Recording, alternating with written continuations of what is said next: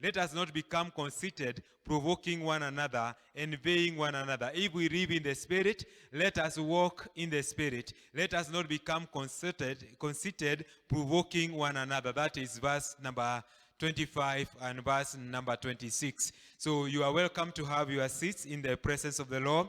I want to thank God so much for giving me this opportunity even to share the word of God this morning. And I know that the Lord has something good that he has for us. And I know we do not have a lot of time. But God is going to minister to us in the time that we do have this morning. My name is John Gesho. I'm born again. I love the Lord so much for saving me, for making me a son in his wonderful kingdom. And I thank him for this opportunity even to share the word of God with you here in the church and those who are following us online. Today we are talking about walking in the Holy Spirit, or about the power of the Holy Spirit. And as we have led in Galatians 5 verse 20, verse 16 and also verse 25, the writer of Galatians, who is Paul, is saying that walk in the Spirit and you shall not gratify the works of the flesh. Now we are living in times that are very difficult times. We are living in times that are very trying. The things in the world are very tempting. There are many things that are happening that is making it quite difficult for many people to walk and to do the will of God. There is a lot of corruption. The world is full of trouble. And as people are trying to make ends meet, as people are trying to meet their daily needs, you find that there is a lot of temptation and a lot of trials to make you do as the world is doing. There is a lot of pull towards doing things according to what the world is doing. Kuna mvuto mkubwa wa kufanya mambo kama vile misingi ama mambo yanavyofanyika katika ulimwengu. And here the writer, who is Paul, is saying, let us, give me verse 16 again. Let us walk in the Spirit so that we do not gratify the will of the flesh. For us to be able to overcome the world that we are living in. For us to be able to live Christian lives that are victorious, we need to walk in the Spirit. And when you walk in the Spirit, you shall not fulfill the lusts of the flesh. Many reasons that are making many people to walk away from the will of God or to walk in the flesh is because they have left the way of walking in the Spirit. They are no longer walking as per the will of God. And therefore, as we look at the things that we are looking up today, I want us to understand that by our own power, it may be very difficult for us to overcome the things that we face in the world. But Jesus said that by the power of God, when we believe in God, when we release ourselves to God, when we allow the Spirit of God to take control, in our lives, He helps us to overcome the trials. He helps us to overcome the trials, and He helps us, to be able to live according to the will of God. In Mark chapter 10, verse number 25, Mark 10, verse 25, Jesus was speaking and he says, it is easier for a camel to go through the eye of a needle than for a rich man to enter the kingdom of God. And they were greatly astonished, saying among themselves, who then can be saved? But Jesus looked at them and said, with men it is impossible, but not with God. For with God all things are possible. For with God, all things are possible. Jesus was telling them that it may be difficult for somebody who is rich, somebody who is full of the things of this world, to enter the kingdom of God. I perceive in my spirit, he was not just speaking about having riches, which are worldly riches. And they are not bad, they are good. But he was also talking about having many things, wanting to live with the many abundant things in the world, wanting to embrace everything that is in the world, wanting to have everything in the world. When you want to have all those things in the world, Jesus was saying that it may be easier for a camel to pass through the eye of a needle. I know this is figurative language. He was just trying to show how difficult it is to enter the kingdom of God when you are tied up yourself with the world, the things of the world. wakati umejifunganisha na mambo ya ulimwengu, it becomes very difficult for you to be able to enter or to do the will of God. And then the people are wondering, if it is difficult for us to enter the kingdom of God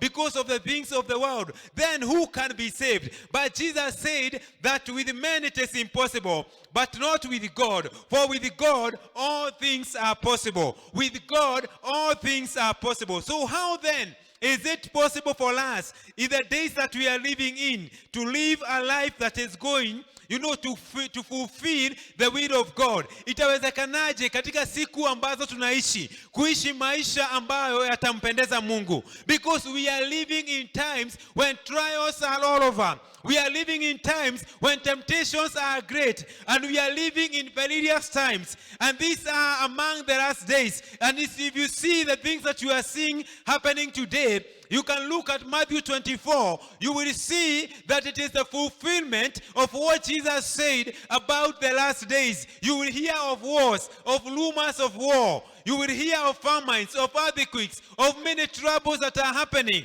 And Jesus said, these are the signs of the coming of the Son of Man. So we are living in the last days. And in the last days, there are many things that are happening that are difficult. There are many things that are happening that are pulling people away from the will of God. So then, we ask ourselves, who then can be saved? Nani basi ataingia katika ufalme wa Mungu? Kama kuna mambo mengi ambayo yanatuvuruta mbali na Mungu, how will we be able to enter the kingdom of God?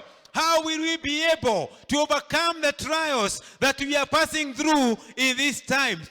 Now the Bible says in the book of Joel chapter 2 verse 28, now I'm giving you the solution of how you are going to be able to overcome, the trials that we are passing through. How we are going to be able to overcome the temptations to go away from God. How we are going to be able to overcome the desires to embrace the things that are of the world. And Joel 2 verse 22 is starting to give us a solution.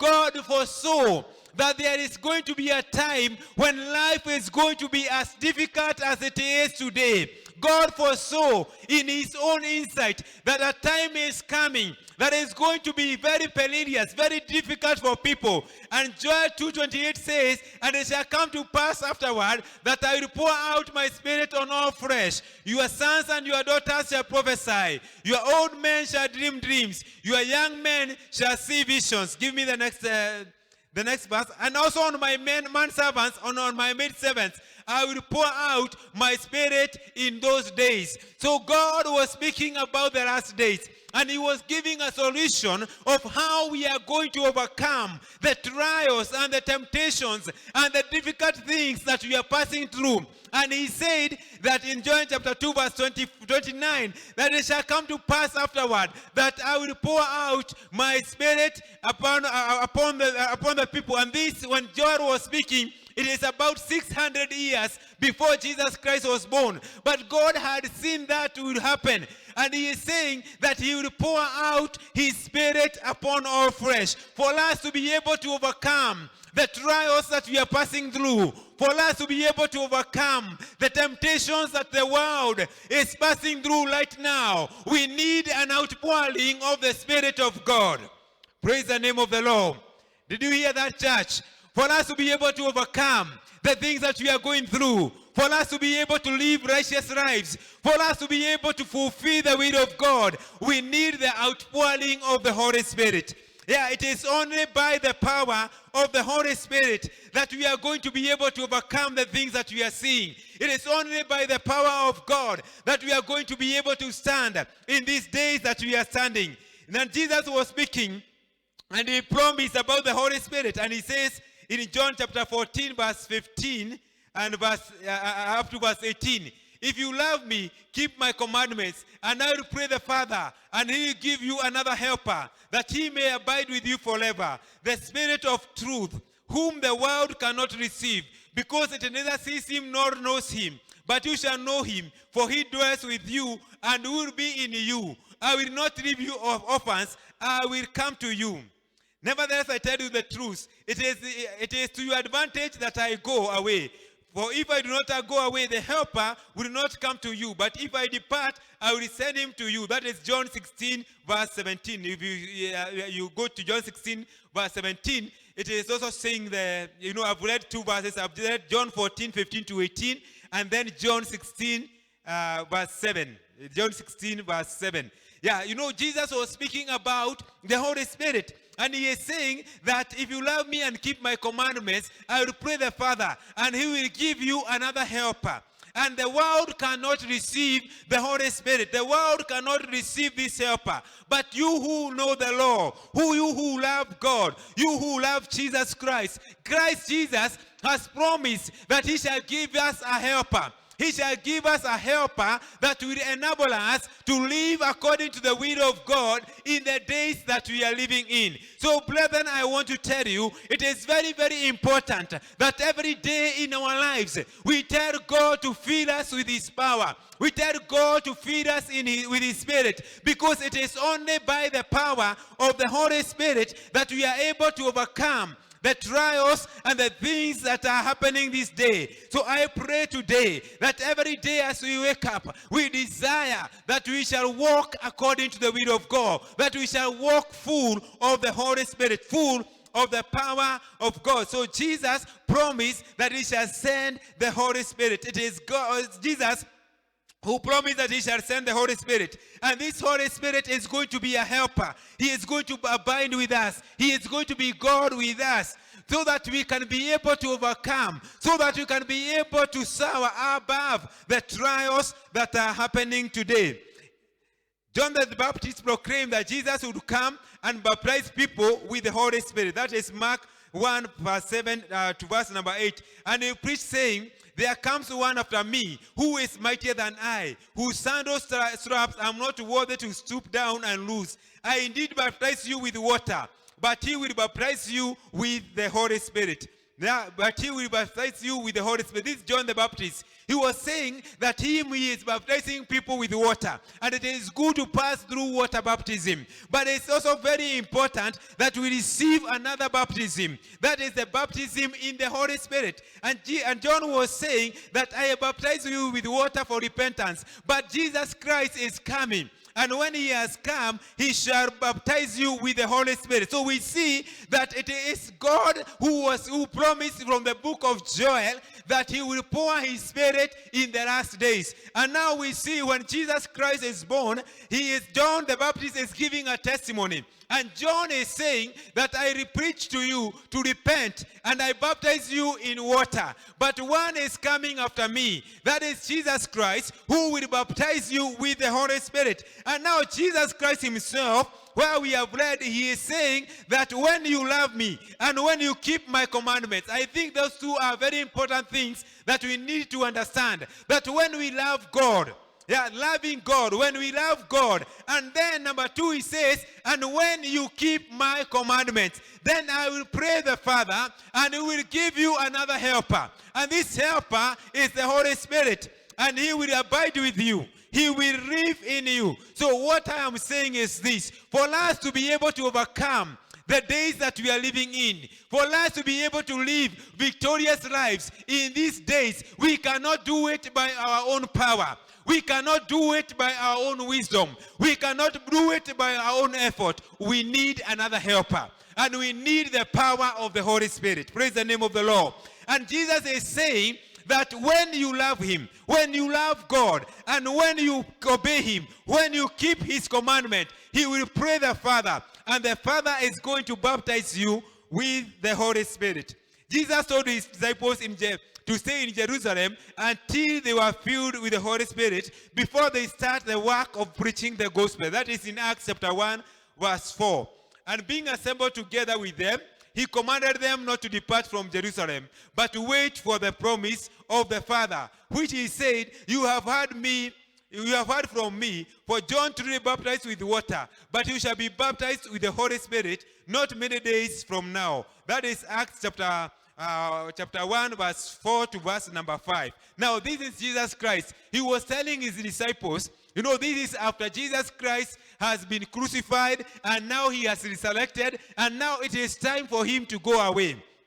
And before he goes away, he tells his disciples that do not leave Jerusalem. Do not even start preaching the word, which I told you to go in all the place of the world to preach this gospel. But stay in Jerusalem until you are baptized with the power of the Holy Spirit. Now, what does that mean? It means that it is very important for a Christian to be baptized in the Holy Spirit. It is very important for a Christian to be filled in the Holy Spirit, because without the power of the Holy Spirit, I can assure you the trials and the things that we are passing through right now are too difficult for us to overcome with our own power. And because Jesus knew that, he said to his disciples, don't leave Jerusalem. Wait in Jerusalem until you are baptized in the Holy Spirit. And in Acts chapter 2, you will read how the Holy Spirit came upon the disciples, and now they were able to go out to live, to go and do the work of God. So now, what is the work of the Holy Spirit? Or why is it important for us to be baptized in the Holy Spirit? John chapter 14, verse 26, he is saying two things, that the Holy Spirit is the helper.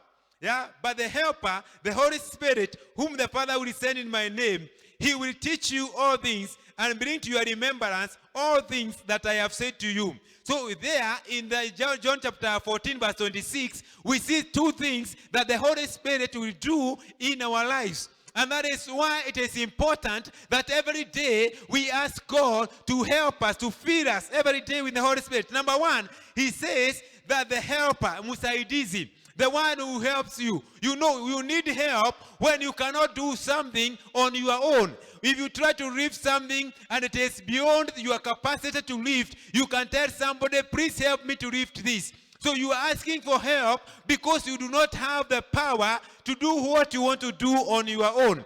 And it is the same thing in the days that we are living in. We are living in days that it is difficult to do the will of God without the helper. And Jesus says that the helper, the Holy Spirit, will come. So we see the first thing that Jesus is talking about is that talking about the Holy Spirit being our helper. He is going to help us to do the things that we cannot do.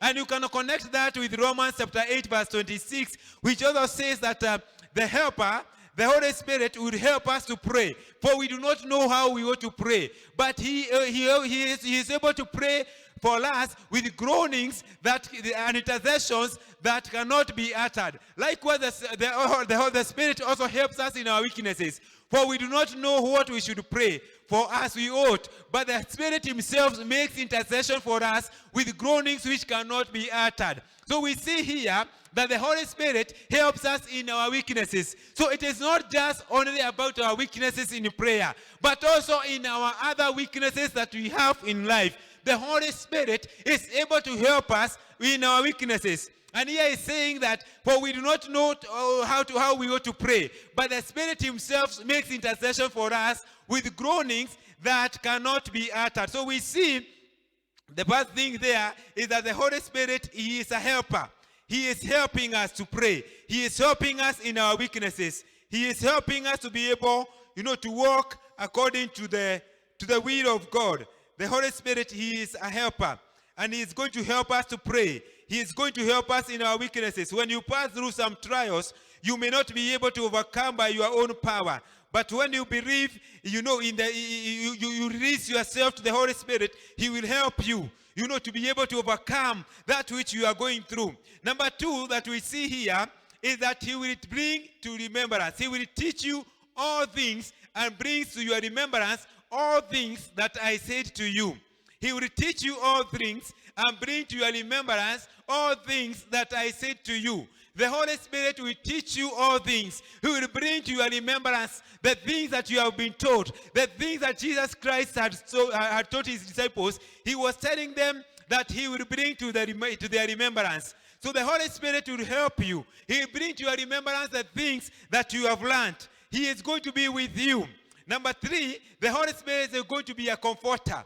He is going to comfort you. Jesus is saying in John 14, verse 18, I will not leave you as orphans, But when the Helper comes, whom I shall send to you from the Father, the Spirit of truth, who speaks from the Father, he will testify of me. So he is telling him that I'm not going to leave you as orphans. You know, orphans are the ones that have been left without parents, without somebody to comfort them.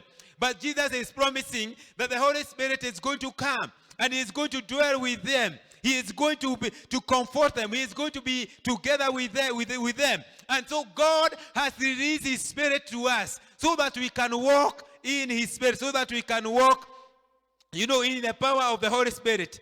Now, the other thing that the Holy Spirit does in our lives is that he is going to empower us. But you shall receive power when the Holy Spirit comes upon you, and you shall be my witnesses in Jerusalem and in all Judea and Samaria and the end of the earth. That is Acts chapter 1, verse number 8. And you shall receive power when the Holy Spirit has come upon you, and you shall be witnesses to me in Jerusalem and in Judea and in Samaria and to the ends of the earth. You shall receive power when the Holy Spirit has come upon you. So why we need the Holy Spirit is because we receive power. Because without his power, it becomes difficult for us, to live according to the will of God in the days that we are living in. So we shall receive power when the Holy Spirit has come upon you. Now, I just want to mention two things about the evidence of the Holy Spirit, and then we are going to pray. I'm not going to take a lot of time because I believe the Lord is here to minister to us, and he wants to empower us. He wants to feed us with his power. He wants to enable us to live, in a victorious way in the days we are living in. Number one that I'm going to speak about, the evidence of the Holy Spirit is spoken about in Acts chapter 2, verse 1. When the day of Pentecost had fully come, they were all with one accord in one place. And suddenly there came a sound from heaven as of a lashing mighty wind, and it filled the whole house where they were sitting. Then there appeared to them divided tongues as of fire, and sat upon each of them.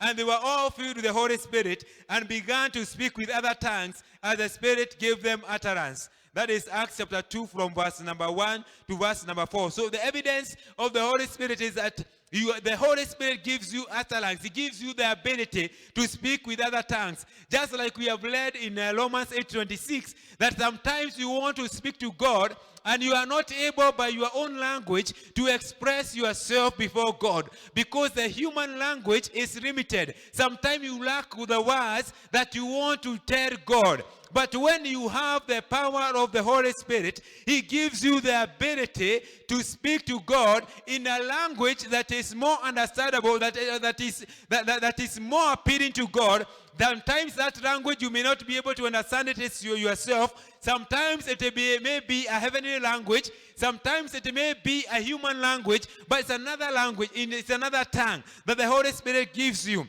And you use that language to speak to God. It is a language that helps you to go closer to God. It is a language that helps you to, to edify yourself, to lift yourself, and get close to God. And if you read Acts chapter 19, verse 6, the Bible says, and when Paul had raised hands on them, the Holy Spirit came upon them, and they spoke with other tongues and prophesied. That is Acts 19, verse number 6. This is a prayer time that Paul was speaking, I think, in Ephesus. And he asked the disciples who were 12 in number, that did you receive the Spirit when you got born again? And they said, we have not even heard that there is such a thing as the Holy Spirit. But Paul spoke to them about the Holy Spirit. And he told them that Jesus had promised that he will pour his Spirit upon them.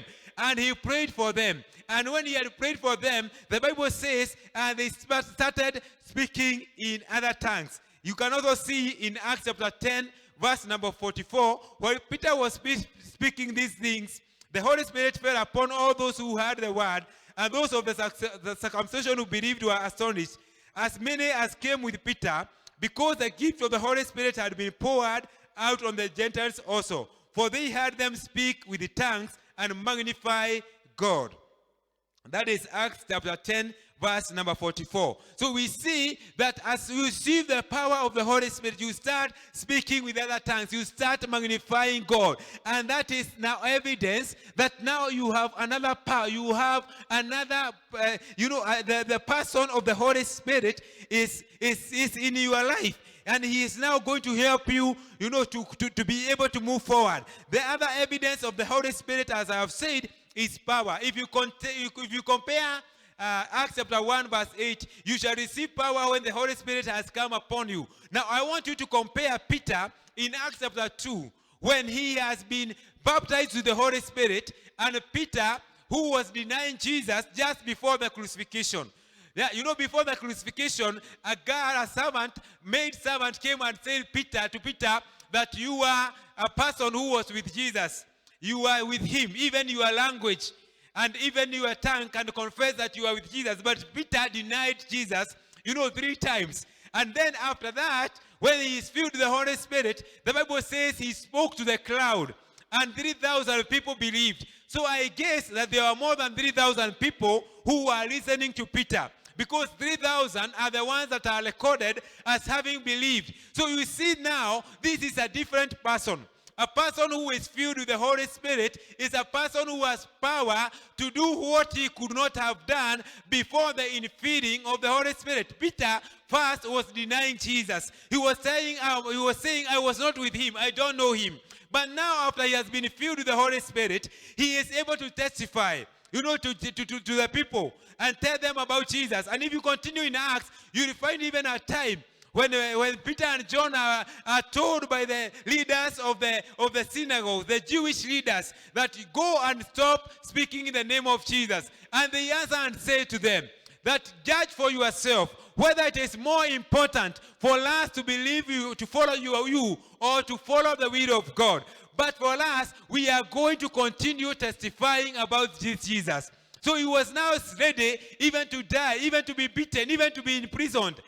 Because he had received power. So I am saying the solution for us today, the solution for our generation, it is not in the wisdom that we can gather outside there. It is not in the things that we can learn. For us to overcome and live victorious Christian lives, we need the Holy Spirit. Praise the name of the Lord.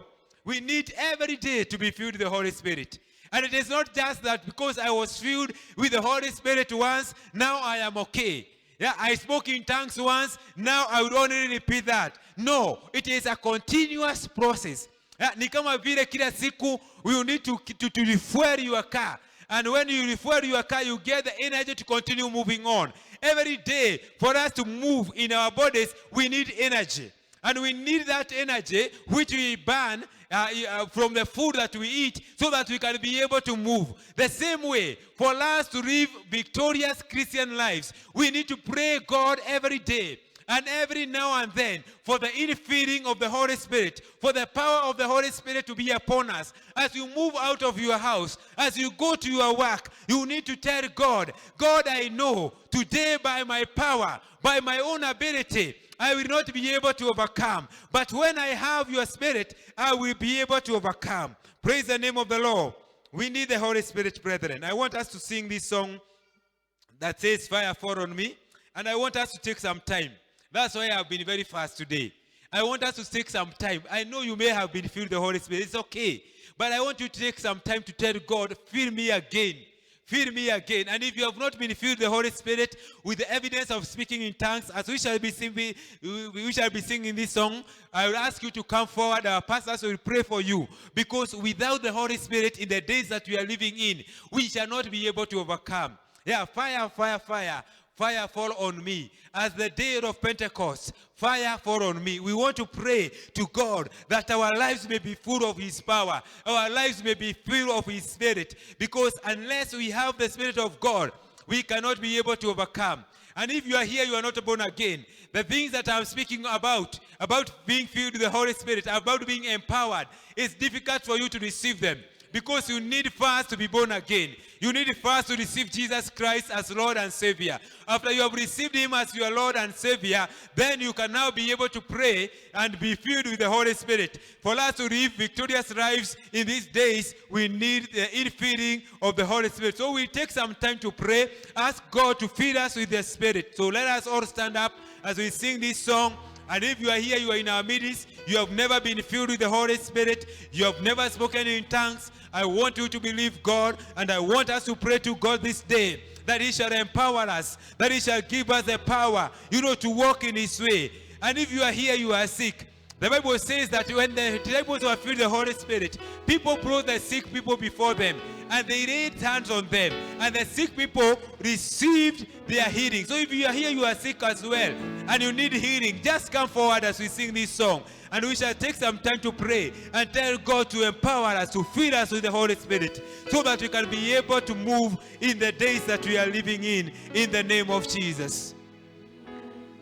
Fire, fire, fire, fire fall on me. Fire, fire, fire, fire fall on me. As the day of Pentecost, fire fall on me. As the day of Pentecost, fire fall, say fire, fire, fire, fire, fire fall on me. We cry for fire, oh fire fall on me. As the day of Pentecost, as the day of Pentecost, fire.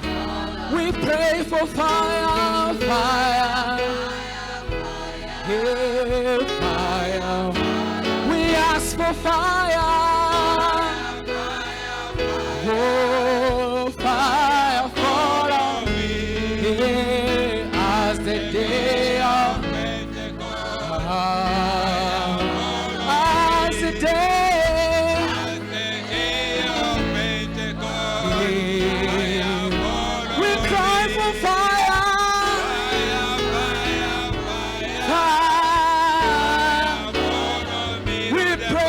Fire, consuming fire, consuming fire. Oh, as the day, as the day, as the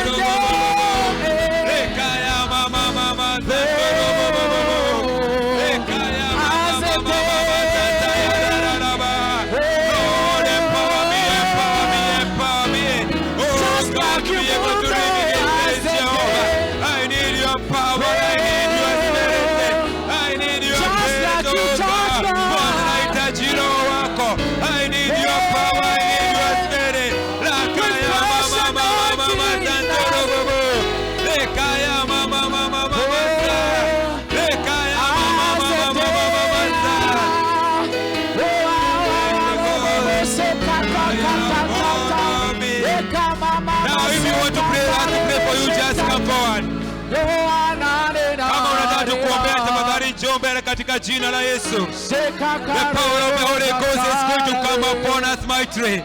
So if you need a prayer to be filled with the Holy Spirit, you need prayer to be healed, you need prayer for salvation, maybe you are filled with the Holy Spirit and you are saying, oh God, I want more power, I want to be filled more.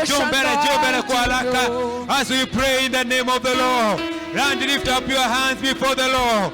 Lift up your hands before the Lord and tell him to fill you.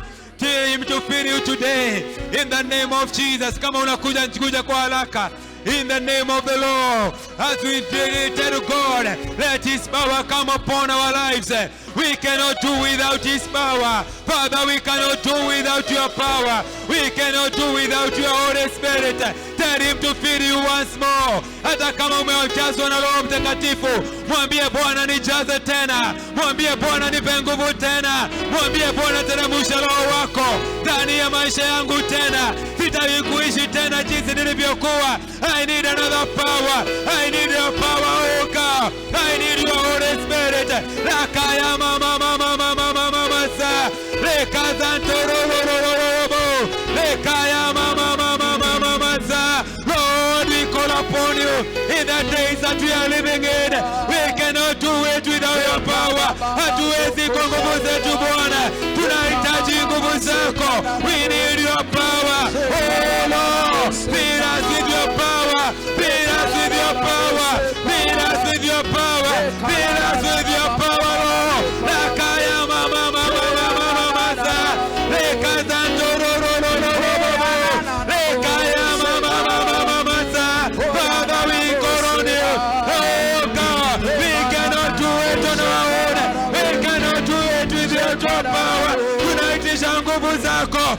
nguvu zako Bwana katika maisha yetu. We pray this hour, oh God, in the days we are living in, we need your power, we need you Lord. Lekaya mama mama zantorobo, lekazantorobo, lekaya mama mama mama za, lekazantorobo,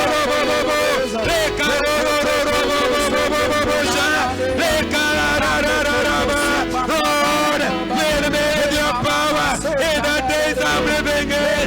I cannot do it without you. I cannot do it without your power. Mwambie Bwana nijaze, nijaze, nijaze. Mwambie Bwana nijaze, usinyamaze. Mwambie Bwana katika siku hizi nahitaji nguvu zako. I need your power Lord. I need your power Lord. I need your power. Fill me with your spirit.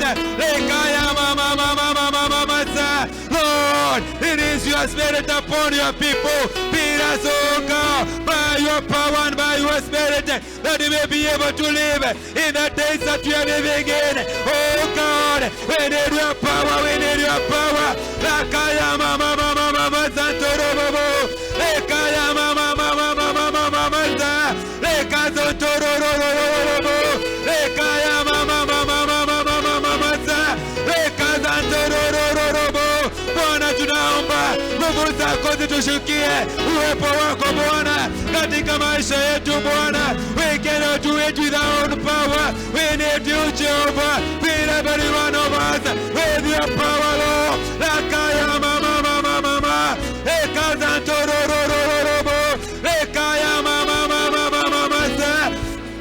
Lord God Almighty, the trials and the temptations of the days we are living in, we cannot do it with our own power. Hatuwezi kwa nguvu zetu Bwana. Tunahitaji ujazo wako Bwana. Tujaze Bwana, tujaze. Jaza watu wako Bwana. Jaza watu wako Bwana. Jaza watu wako Bwana. Mwaga Roho wako Bwana. Mwaga Roho wako Bwana juu ya maisha yetu, juu ya kila mmoja wetu Bwana. Tupatie nguvu Bwana. Tupatie uwezo Bwana. Hatutaki kuishi kwa njia zetu wenyewe. We shall not live according to our own ability. We need the power of God. Father, we call on you. We call on you today. Oh God, fill us with your power. Fill us again, again and again. Fill us with your spirit.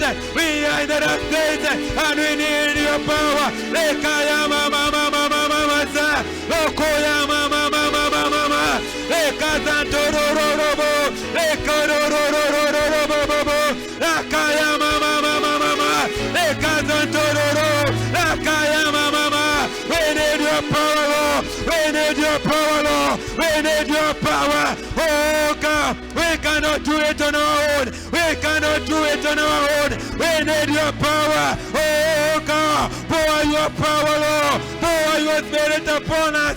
Tujaze tena Bwana. Oh Lord, fill us once more. Fill us once more, Jehovah God. Lekaya mama mama mama mama za, lekazantararararaba, lekaya mama mama mama zantorobo, lekaya mama mama mama mama za, lokozantorobo, lekaya mama mama mama za, lekazantorobo. Oh, fill your people, fill us with your power, fill us with your power, fill us with your power, fill us with your power, fill us with your power. Lord, we refuse to be powerless Christians. Tunakataa kuwa Kristo ambao wana nguvu. Tunakataa kuwa Wakristo wa kawaida. Tunakataa ukawaida. Tunaomba nguvu zako. Tunaomba tujaze Bwana. Tujaze Bwana, tujaze. Tujaze na Roho wako. Tujaze na uwepo wako Bwana. Siku hizi ambazo tunaishi hatuwezi kwa nguvu zetu wenyewe. Tunahitaji nguvu zako Bwana. Naombea kila mmoja wetu aliyeko mahali hapa, ujazo mpya, ujazo mpya, ujazo mpya, ujazo mpya, ujazo mpya wa Roho wako. Lekaya mama mama mama mama za, lekaya mama mama mama za, Bwana jaza upya, tujaze tena Bwana, tujaze tena Bwana, tujaze tena Bwana.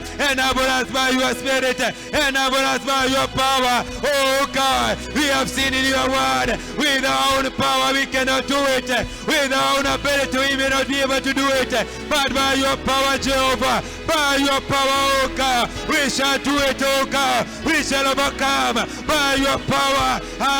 Hatutashindwa kwa sababu unaachilia nguvu zako, unaachilia uwepo wako Bwana juu ya maisha yetu Bwana, unaachilia uwepo wako Bwana, unaachilia nguvu zako zije juu yetu. La kaya mama mama mama mama za le kazantororororobo, la kaya mama mama mama mama za le kazantororororobo. Lord, we release ourselves to you, we release ourselves to you. We cannot do it by our power. We pray that you may pour your spirit, oh God, pour your spirit, oh God, pour your spirit upon us, pour your spirit upon us, oh Lord. Le kaya mama mama mama mama za le kazantororororobo, la kaya mama mama mama za. Roho wako juu yetu, Roho wako tuwezeshe Bwana katika siku hizi Bwana, hatuwezi bila wewe. Tunaitisha nguvu zako, tunaitisha Roho wako Bwana, Roho wako Mtakatifu amwage juu yetu, amwage juu yetu, amwage juu ya kila mmoja wetu Bwana, tukaweze kuendelea na safari. In the name of Jesus, in the name of Jesus. Rakaya mama mama mama mama sa. Rokoya mama mama mama mama. Rekazantororororobo. Rekaya mama mama mama mama. Rekazantororororobo. Rekaya mama mama. Lord, we call on you. We call on you, Lord. Pour your power, pour your spirit upon us. Tujaze Bwana, tujaze Bwana. Hatuwezi bila wewe, hatuwezi bila wewe. Tunahitaji wewe Bwana, tunahitaji nguvu zako. We need your power, we need your power. Lekaya mama mama mama, lekazantorororobo, lekaya mama mama mama, lekazantorororobo, lekaya mama mama, lekezetererebe, lekaya mama mama, lokozantorobo. Lord, by your power, build your people, build us, oh God, strengthen us, oh God. We shall not be with Christians again. Tunakataa udhaifu wote, tunakataa udhaifu wote, tunakataa Bwana kukubaliana kote katika jina la Yesu. Bwana, tujaze na nguvu zako. Oh Lord, fill us with your power, fill us with your power, Lord. Lekaya mama mama mama mama santorobo. Oh la kaya mama mama mama mama sa. Bwana, tujaze na nguvu zako Bwana, tuwezeshe kwa uwepo wako Bwana, wezeshe kila mmoja wetu kushinda Bwana. Lord, we thank you, oh God.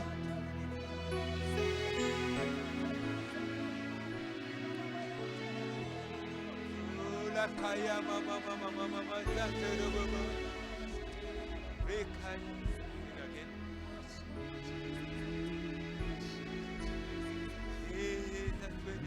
As the day of Pentecost, fire fall on me. As the day of Pentecost, fire fall on me. As the day of Pentecost, fire fall on me. As the day of Pentecost, fire fall on me. As the day of Pentecost, fire fall.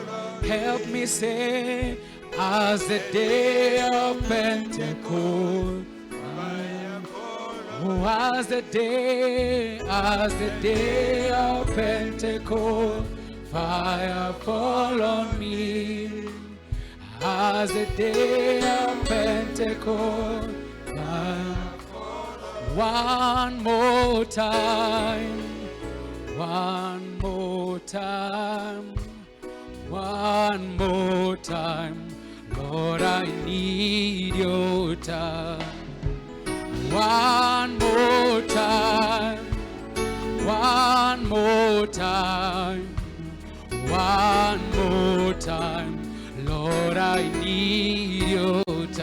Hey, one more time.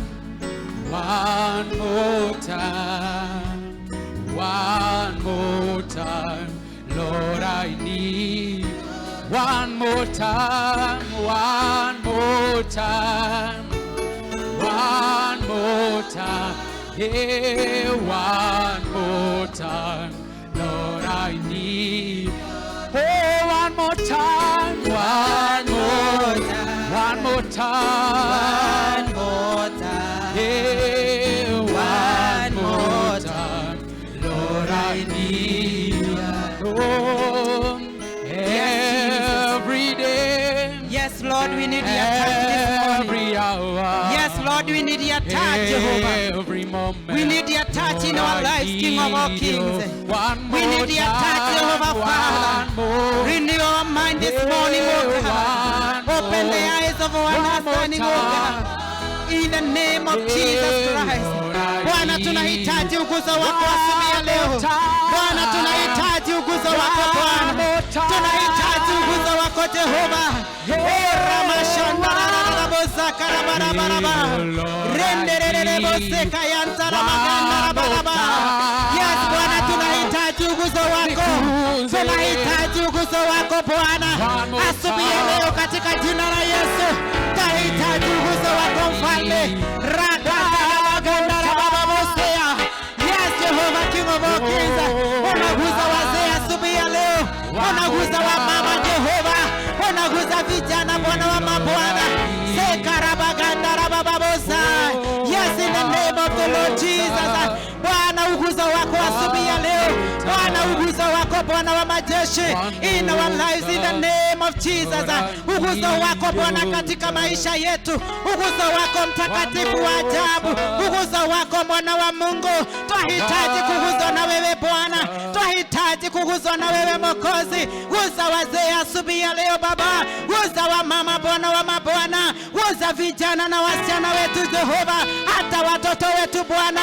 Tunaomba uguzo wako asubuhi ya leo. Waliovunjika leo Bwana.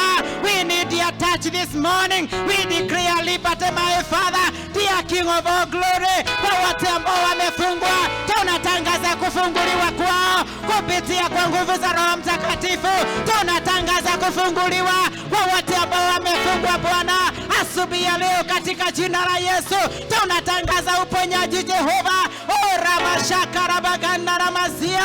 Wote ambao ni wagonjwa asubuhi ya leo, tunatangaza uponyaji wa Bwana. Tunatangaza uponyaji wa Bwana. Natangaza uponyaji wa Bwana. Uponyaji katika miili yetu Bwana. Uponyaji Bwana katika roho zetu Baba. Wale ambao wamesononeka Jehova, wale ambao wameinama Bwana wa mabwana, asubuhi ya leo natangaza kuinuliwa. Kwa wote ambao wameinamishwa na mapepo, natangaza kuinuliwa. Kwa hali zote ambazo zimeinamishwa, natangaza kuinuliwa asubuhi ya leo katika jina la Kristo Yesu. Katika jina la Kristo Yesu. Wewe Bwana wa mabwana ukatupenda jinsi hii, hata Bwana ukatuachia Roho wako Mtakatifu, ya kwamba Roho Mtakatifu ndiwe nguvu zetu. Roho Mtakatifu ndiwe mshauri wetu. Roho Mtakatifu ndiye komfota wetu. Roho Mtakatifu wa Mungu. Ramashaka rabaganda rabababoria. Retekezere mashanda ramaganda ramazia. Roho Mtakatifu wa Mungu tunakupenda. Roho Mtakatifu wa Mungu tunakupenda. Tunakupenda asubuhi ya leo. Tunajisalimisha kwako Roho Mtakatifu wa Mungu, ya kwamba ukahudumia hali zetu asubuhi ya leo. Ratakazerebo sereba sanda. Shakara maganda la masia. Jehovah rikiria sarabase kerere boria.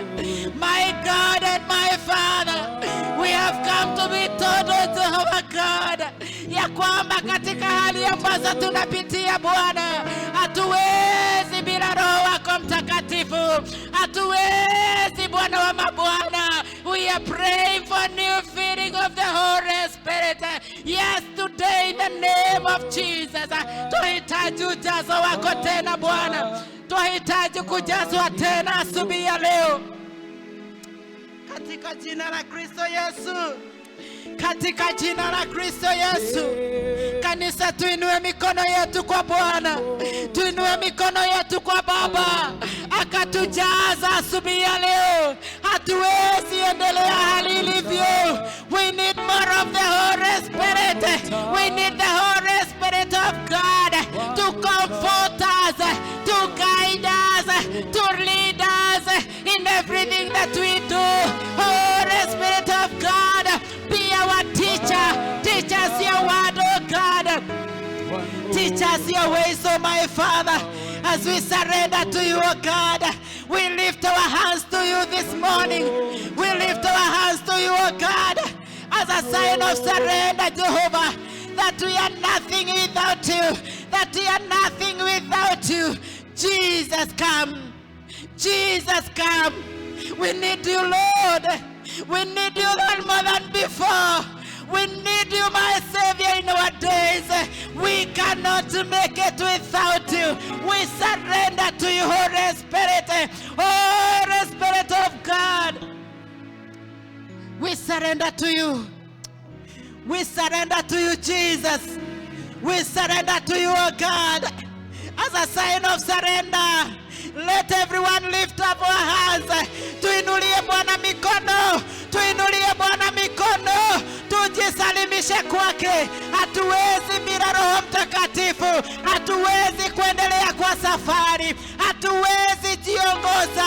Roho Mtakatifu wa Mungu, as a church we come before you. As a church we cry, oh God, for your help, oh my Father. Oh Spirit of God, wewe mwombezi wetu, tusaidie kuomba Baba, tusaidie Mungu wetu katika maombezi yetu. Tujaze na nguvu za maombi, tujaze na nguvu za maombi maishani mwetu Baba. Tunakataa hali ya kukaukiwa, tunakataa hali ya kukaukiwa katika hali ya maisha ya maombi. Shelelelele bozaya rekatala maganda la babori ya mazeka.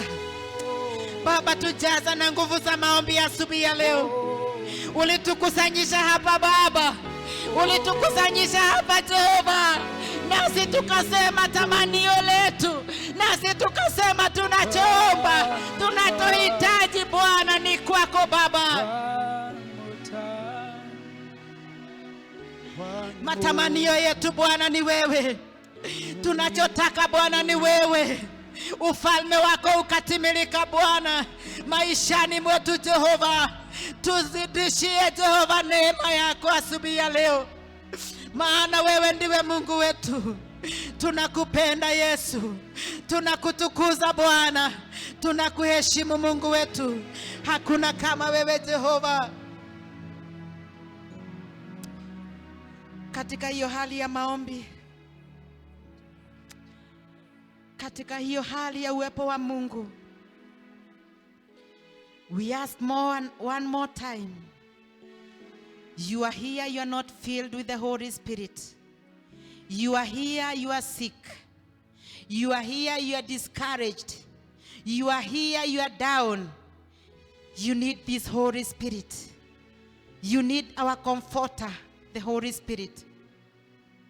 Unahitaji nguvu za maombi. Unahitaji Mungu akuinue katika kiwango kingine. It is free. Free given by our Father. Just make a step of faith and come. Just make a step of faith. You are sick. You are not born again.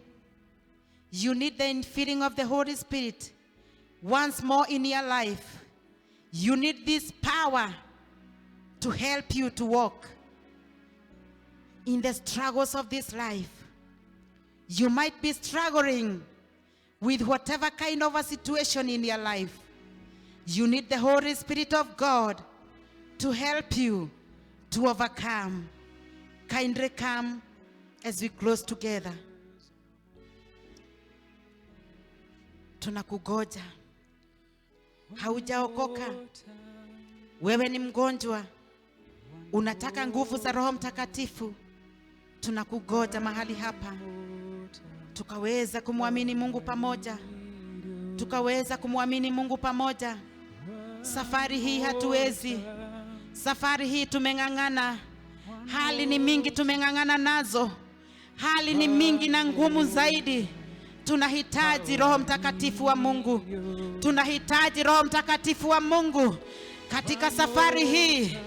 It is not easy. It is not easy, my brethren. But we need the Holy Spirit in this season. In this season, in the name of Jesus. Pastoral team, come as we lay our hands to the sick, as we lay our hands to them. They need the power of God in the name of Jesus. Maisha yetu hayatabaki vile tunapompokea nguvu za Roho Mtakatifu. Maisha yetu hayatabaki vile. Shakaramaganda rababoria. Zererebo shekaramaganda. Nguvu za Bwana zikavunja kila nira. Zikavunja kila nira katika jina la Yesu Kristo. Nguvu za Bwana. Nguvu za Bwana twaziita asubuhi ya leo zikavunja kila minyororo katika jina la Yesu Kristo. Kila kifungo kikafunguka, kila kifungo kikafunguka katika jina la Yesu Kristo. Kila minyororo ikavunjika kwa jina la Yesu Kristo. Nguvu za Roho Mtakatifu, nguvu za Roho Mtakatifu. Retekerebo shandarabaganda. Kanisa tuungane pamoja kwa imani. Let us go. Let us call upon the name of the Lord. Yerebo shakaramaganda. Let us speak in tongues. Let us speak in tongues. For with God nothing is impossible. For with God nothing is impossible. We are destroying every working of the enemy. Yes, in the name of Jesus Christ. Ratakamazerebo shandarababa. Romo shekerebo sekaramaganda ramamama mozaya. Wewe uko hapo, tunakugoja. Tunakugoja. Wewe unahitaji Roho Mtakatifu wa Mungu. Oreketere mazaya na mashanda. Makarama mama mozeri mashanta rabarabaraba.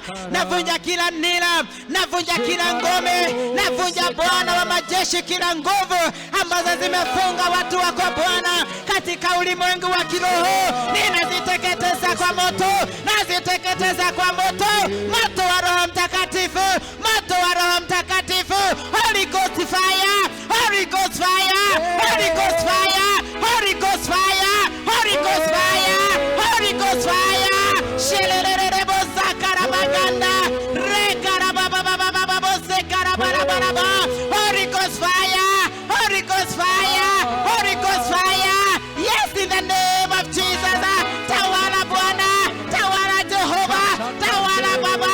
Vunja kila ngome, vunja kila ngome katika jina la Yesu, katika jina la Yesu. Moto wa Roho Mtakatifu, moto moto moto moto. Sharabaganda rababababa. Oria sekarabaganda ramazia. Rekatarabasiraba.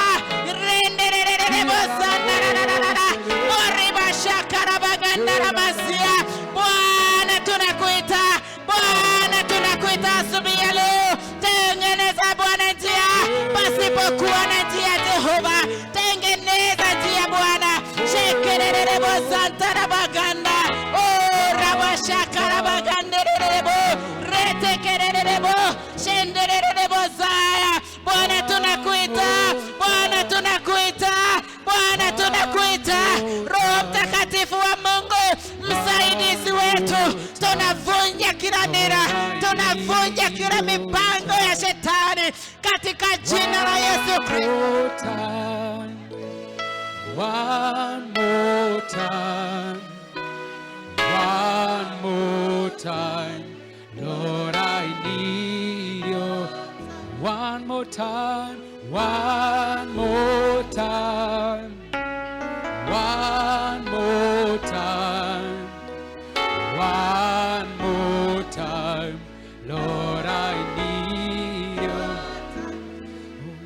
Niguze tena, niguze tena, ninaomba Baba, uniguze tena, niguze tena, niguze tena, ninaomba Baba, Ndiyo Bwana, utuguze. uniguze tena. Tunapotoka mahali hapa Bwana, Niguze ukatuguze Bwana, tena.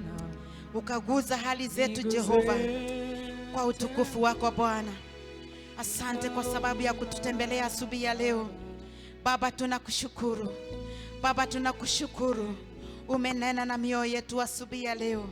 Twashukuru kwa uwepo wako Bwana. Twashukuru Mungu wetu kwa hali zetu ambazo umekutana nazo asubuhi ya leo. Pokea sifa na pokea utukufu Bwana. Tumeomba tukiamini na kushukuru katika jina la Kristo Yesu Mwokozi wetu. Haleluya. Tushangilie Bwana kwa makofi. Tunapoketi, let us have our seats briefly, tukaweza kujiandaa kwa sababu ya matoleo yetu. Tukaweza kujiandaa. Ashas wetu wanazunguka wakitupatia bahasha za kuweza kumpatia Mungu kilicho chake, za